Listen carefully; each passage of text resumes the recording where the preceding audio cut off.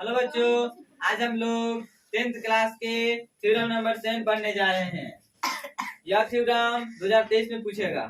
सभी 10th class के बच्चों के लिए यह थ्योरम बहुत ही TVI है, इसलिए इस वीडियो को आप लोग पूरे अंत तक देखिएगा, समझिएगा। किसी भी थ्योरम को साबित करने के लिए सबसे पहला अहम भूमिका निभाता है स्टेटमेंट। आखिर अगर किसी भी बच्चे को स्टेटमेंट याद नहीं है तो उसको यह समझ में नहीं आएगा कि वो पूछ क्या रहा है। क्वेश्चन 5 नंबर में ही आएगा। बहुत बच्चे ऐसे होते हैं कि थ्योरम का स्टेटमेंट ही नहीं याद रखते हैं, सोचते हैं कि पूरा थ्योरम हमने पढ़ लिया। अब बाद में पता चलता है, जब क्वेश्चन आता है तो पता चलता है कि यार थ्योरम कहाँ चला गया। इसलिए आप लोग को सबसे बेस्ट काम करना है, सबसे पहले स्टेटमेंट याद रखना होगा। अब तभी आपको पता चलेगा हाँ कि कौन सा थ्योरम है। थ्योरम का नंबर और थ्योरम दोनों याद रखना, ठीक है। जैसे कि 7 नंबर थ्योरम है, तो 7 नंबर थ्योरम का स्टेटमेंट ये है, तो आपको स्टेटमेंट पढ़ने से आपको पता चल जाना चाहिए कि थ्योरम नंबर 7 का 7 बनाना है हमको, ठीक। तो चलिए स्टेटमेंट हमने लिख लिया। क्या है स्टेटमेंट, ध्यान से देखिए। दो समरूप त्रिभुज, जब दो त्रिभुज समरूप होते हैं और उनके क्षेत्रफल का अनुपात, जब दो त्रिभुज समरूप होते हैं तो उनके क्षेत्रफल का अनुपात उनके संगत भुजा यानी कि AB जो है DE के अनुपात होगा, BC जो होगा EF के अनुपात होगा और AC जो होगा BF के अनुपात होगा। और इसके अनुपात का जो मतलब संगत भुजा का वर्ग का जो अनुपात होगा, वर्गों का अनुपात, वह क्या होंगे, इक्वल होंगे। तो सबसे पहले चलिए अब ये स्टेटमेंट लिखने के बाद हम लोग क्या करेंगे, मालूम है, विशेष प्रतिज्ञा। क्या लिखेंगे, विशेष प्रतिज्ञा। चलिए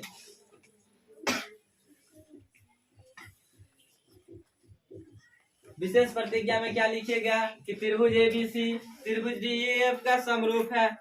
इतना तो पता ही है कि जब त्रिभुज समरूप होते हैं तो क्या होते हैं, क्या होते हैं, जब त्रिभुज समरूप होते हैं तो एंगल जो होते हैं बराबर होते हैं और भुजा अनुपातिक होते हैं। चलिए लिख देते हैं।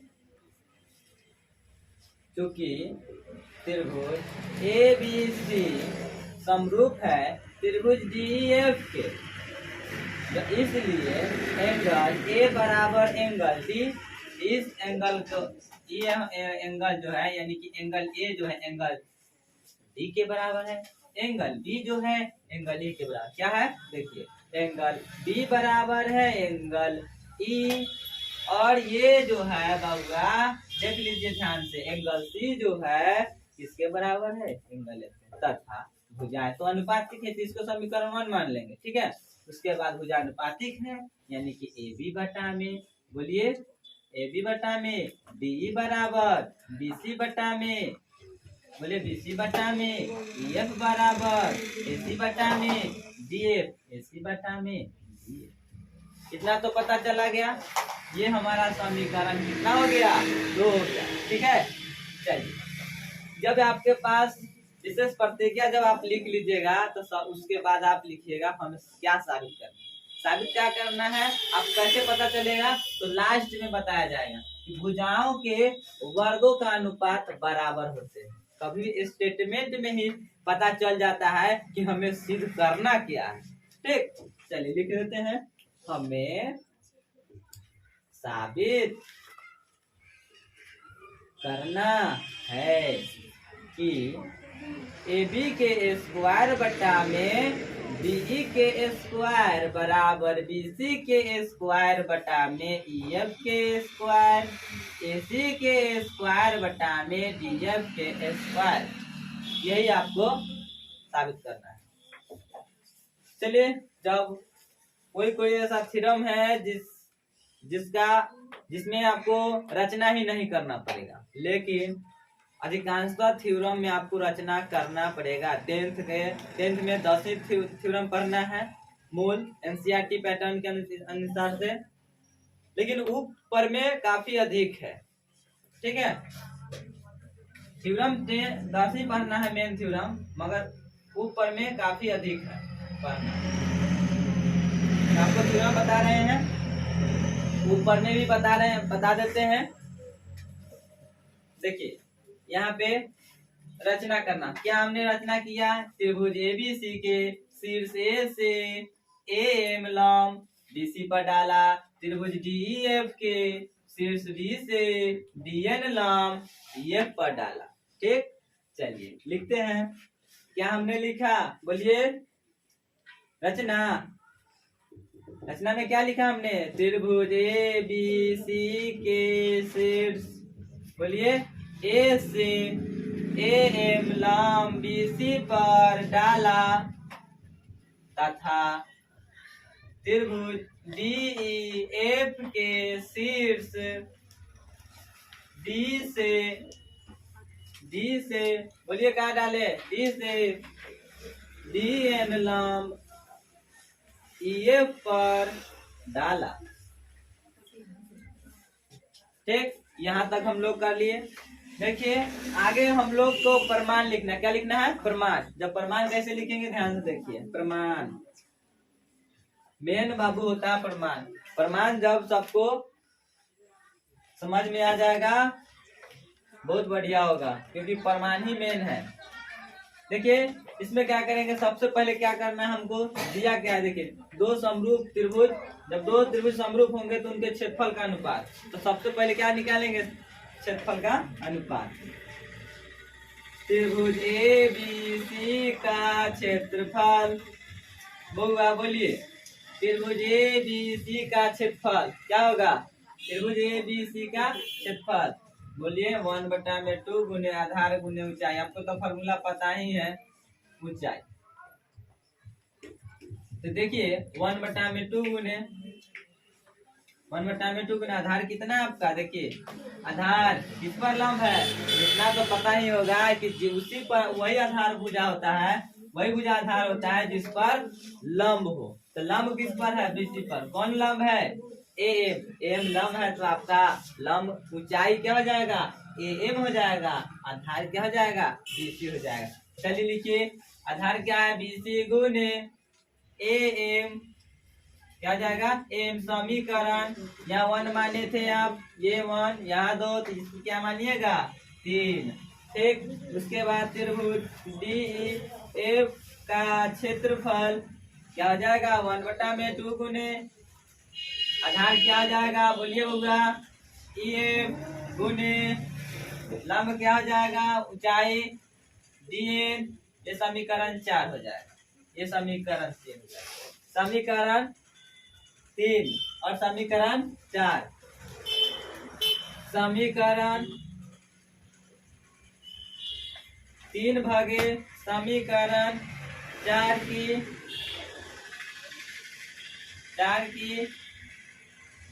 क्रिया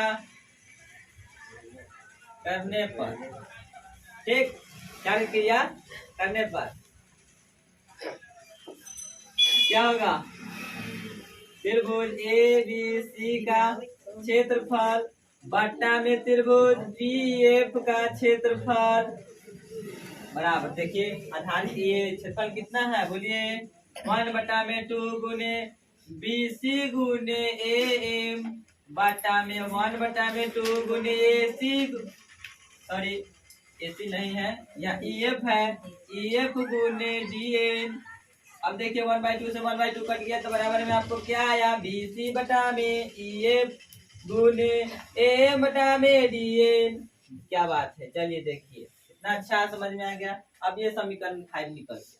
जब समीकरण 5 निकल गया तब यहाँ 2 त्रिभुज लेंगे। कौन कौन? एक त्रिभुज लेंगे ये, एक त्रिभुज लेंगे ये। लीजिए क्या है, कौन कौन त्रिभुज लेंगे ये ध्यान से समझ लीजिए। A B D N E।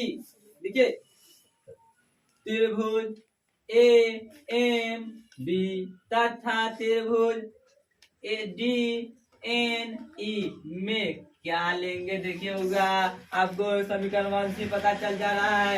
Angle जो है बी एंगल ई के बराबर है, तो ये वाला त्रिभुज में ये वाला त्रिभुज और ये वाला त्रिभुज ये दोनों में क्या है? बराबर। एंगल बी बराबर है एंगल ई के। तो लिख लीजिए कितना स्टाइल में लिखिए आप। एंगल बी बराबर एंगल, बोलिए ई कहाँ से दिया गया है? दिया गया है समीकरण वन, ठीक है। दिया गया समीकरण दिया गया है, लिख सकते हैं। और कहाँ भी दिया गया है, समीकरण 1 में मानेंगे, ठीक है, दिया गया है। चलिए आगे देखिए बाबू, क्या और भी देखिए, ये वाला जो एंगल ए में जो है और एंगल ए में जो है, दोनों तो समकोण है। जब समकोण दोनों है, दोनों तो 90 डिग्री का है, तो दोनों क्या होंगे, बराबर होंगे। तो लिखेंगे एंगल ए बराबर एंगल ए, बराबर में लिखेंगे समकोण। समझ में आ गया।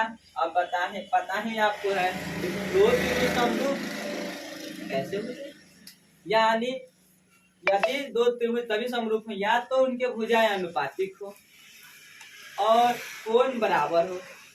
मगर यहाँ तो ये कोण है, दो ही कोण बराबर है। हम आपको बताए हैं वीडियो में, इससे पहले वाले वीडियो में, कि दो कोण होंगे तो भी त्रिभुज समरूप हो जाएंगे, यानी कि एंगल उप प्रमेय से। एंगल उप समरूपता प्रमेय का डिस्क्रिप्शन में आपको लिंक डाल दिया जाएगा, आप वहां से पहले उस वीडियो को देख लीजिएगा। तो यहाँ पे आपको दिक्कत नहीं होगा समझने में, आखिर कैसे होता है त्रिभुज दो एंगल से समरूप। तो यहाँ भी दो एंगल ही है, चलिए दो एंगल है तो त्रिभुज समरूप ही होंगे। चलेंगे लिखेंगे एंगल समरूपता,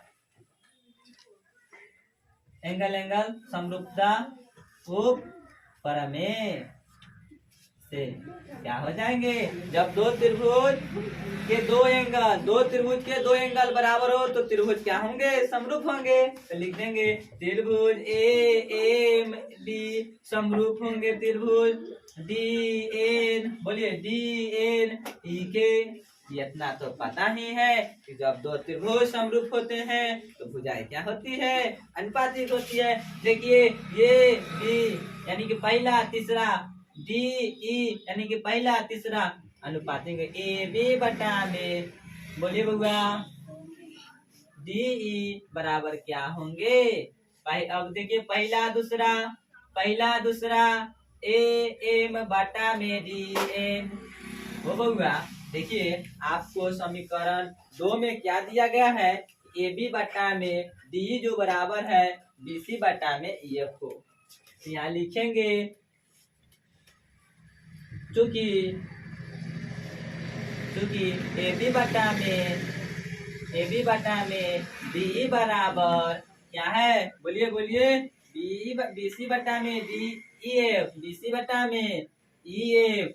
देखिए ये वाला बाया के बराबर तो दाहिना के बराबर ही से लिए बी, बोलिए बउआ ए एम बटा में डी एन बराबर बी सी बटा में, बोलिए ई, यहाँ एफ होगा ई एफ, यहाँ क्या लिखेंगे ई एफ, ठीक। अब ये दोनों देखिए, अब ए एम बटा में डी एन बराबर बी सी बटा में ई एफ है। समीकरण 5 में देखिए BC बटा में EF गुने AM बटा में DN, और AM बटा में DN का मान यहाँ से रख लेंगे यहाँ पे, तो लिखेंगे समीकरण 5 में रखने पर, रख लीजिए समीकरण 5 में। जब जैसे ही समीकरण 5 में रखिएगा तो क्या हो जाएगा, बोलिए यहाँ क्या दिखाई दे रहा है, त्रिभुज ABC का क्षेत्रफल बटा में त्रिभुज DF का क्षेत्रफल। तो यहाँ लिख देते हैं इस प्रकार, ठीक। क्या होगा, त्रिभुज ABC का क्षेत्रफल बटा में त्रिभुज DEF का क्षेत्रफल। यहाँ देखिए त्रिभुज ABC का क्षेत्रफल क्या है, देखिए यहाँ पे क्या लिखे समीकरण 5 में, क्या जाएगा BC गुने BC बटा में EF है ना, और ये AM बटा में DN का मान क्या है, ये BC बटा में EF। जब BC बटा में EF है तो क्या लिखेंगे, BC के स्क्वायर बटा में, बोलिए EF के स्क्वायर, क्या हो जाएगा EF के स्क्वायर। यहाँ समीकरण 2 में क्या दिया है, BC बटा में EF किसके बराबर है, AB बटा में EF के, BC बटा में EF किसके बराबर, AC बटा में EF के बराबर है, ठीक है। तो क्या हो जाएगा, सम लिखेंगे, ये यहाँ पे लिखेंगे समीकरण समीकरण दो से ए बी के स्क्वायर बटा में बोलिए डी के स्क्वायर बराबर